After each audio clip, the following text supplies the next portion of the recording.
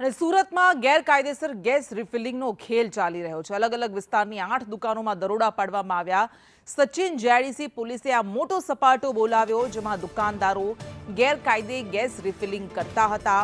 52 ગેસના બોટલ કબજે કરવામાં આવ્યા છે અને 8 વેપારીઓની પોલીસે ધરપકડ કરી છે। તો કેવી રીતે ગેરકાયદેસર રીતે ગેસ રિફિલિંગ કરવામાં આવતું હતું તેનો આ ષડયંત્ર, તેનું આ કૌભાંડ ઝડપાયું છે। વેપારીઓ દ્વારા આ કરવામાં આવતું હતું। 52 ગેસના બોટલ કબજે કરવામાં આવ્યા છે। 8 વેપારીઓની ધરપકડ કરવામાં આવી છે અને વધુ તપાસ હાથ ધરાઈ છે।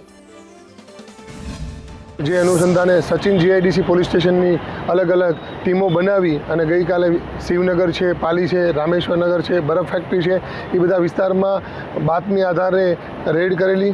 જે અનુસંધાને ગેસ રિફિલિંગની પ્રવૃત્તિ અહીંયા ખૂબ જ મોટા પ્રમાણમાં મજૂરો વસવાટ કરતા હોય, જેથી કોઈ જાનહાનિ અથવા તો મજૂરોને કોઈ નુકસાન ન થાય એ અનુસંધાને મહેરબાન પોલીસ કમિશનર સાહેબની સૂચના હોય। જે અનુસંધાને અમે 8 અલગ અલગ ગુના દાખલ કરેલા છે। એમાં નાના મોટા આશરે 52 ગેસના બાટલાઓ મળી આવેલી છે।